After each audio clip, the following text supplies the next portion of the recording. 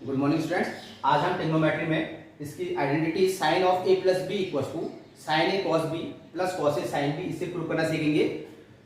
तो देखिए हमने इसके लिए एक फिगर बना रखा है यहाँ पर। ये ओ ए एक रे है जो कि रिवॉल्विंग रे है, यानी जो ओ ए है इसका पॉइंट को फिक्स है। ये ओ ए रे ओ ए के एंटी क्लॉकवाइज रोटेट हो रही है, ठीक है।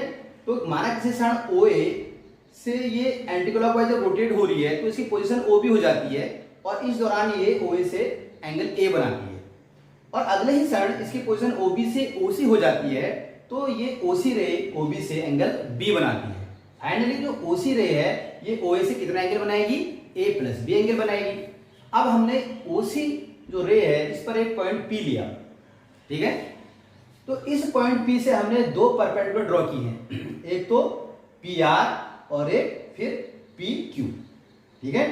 ये जो दो परपेंडिकुलर हैं, ये दो परपेंडिकुलर एक तो हमने ओ पर ड्रॉ किया है, तो जो ओ पर ड्रॉ किया तो ये बिंदु आर पर मिल रहा है।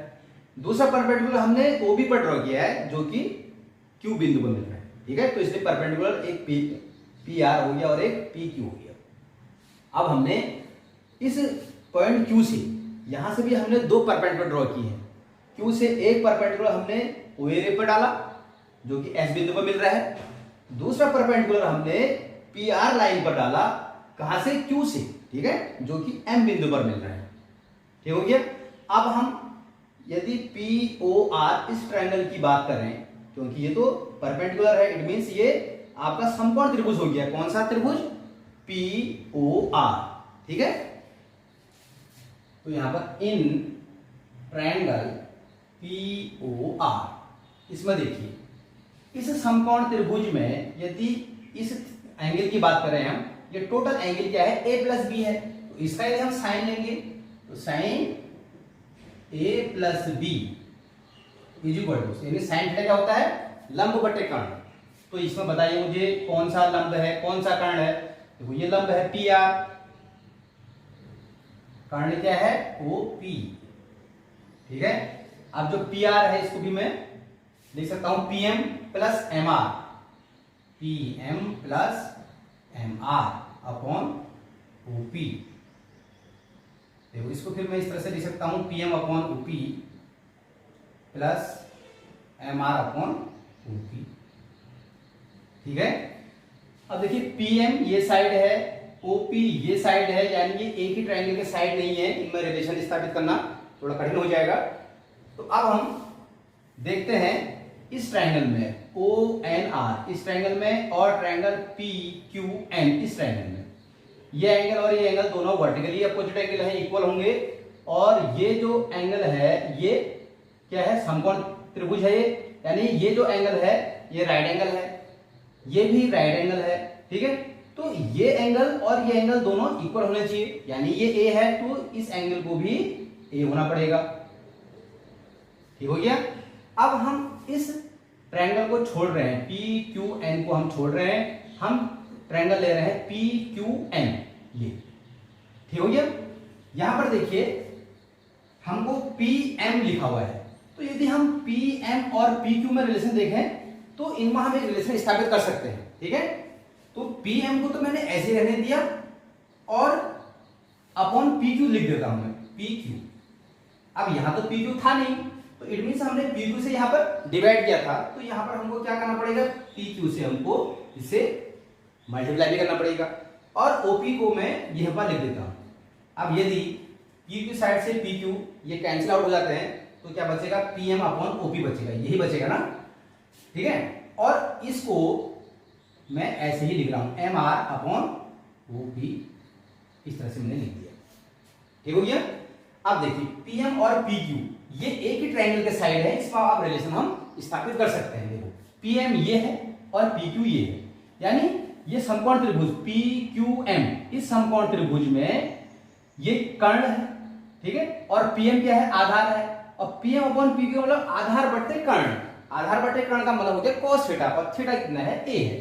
तो इसको हम क्या लिख सकते हैं, cos A, P Q upon OP. देखो पी क्यू ये है, ओपी ये है, इट मींस ये एक ट्रायंगल के साइड है। कौन सा ट्रायंगल है वो, ओ पी क्यू, ये भी एक समकोण त्रिभुज है। तो समकोण त्रिभुज में देखिए ये क्या है, ये लंब है और ये कर्ण है, यानी PQ अपॉन OP का है, इसका मतलब लंब बट्टे कर्ण। लंब बट्टे कर्ण का मतलब हो गया साइन थीटा, और साइन थीटा की वैल्यू यहाँ पर थीटा क्या है, ये B है, तो इसको लिख दोगे आप sine B plus MR upon OP लिखा है।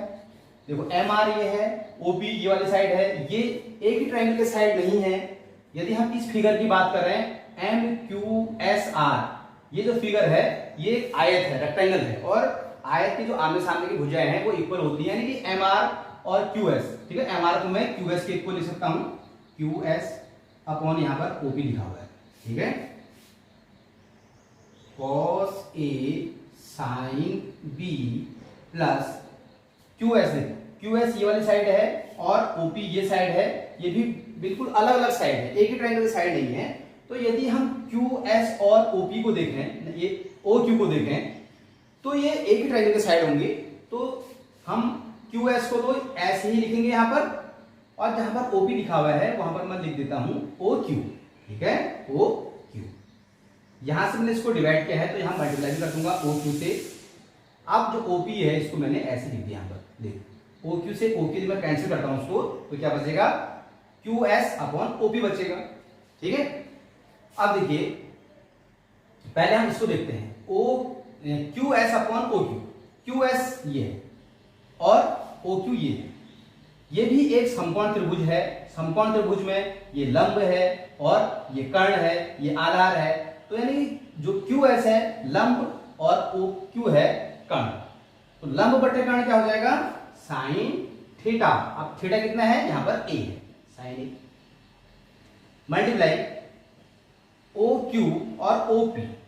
OQ ये है, OP ये है, ये भी एक समकोण त्रिभुज है। ठीक है, तो समकोण त्रिभुज में देखिए ये लंब है, ये कर्ण है, ये आधार है। ठीक है, अब OQ लिखा है यानी कि आधार बटे कर्ण, आधार बटे कर्ण का मतलब क्या हो गया, cos थीटा, और थीटा की वैल्यू क्या है, यहां पर B है, cos B। ये इसको आप ऐसे लिख देंगे cos A sin B, हो गया। यानी जो ये हमारा चल रहा था ये sine of A plus B, sine of A plus B. ठीक है, यहां पर आप लिखेंगे sine of A plus B, इसकी value sine A cos B, पहले इसको लिख देंगे हम sine A cos B plus cos A sin B। हो गया।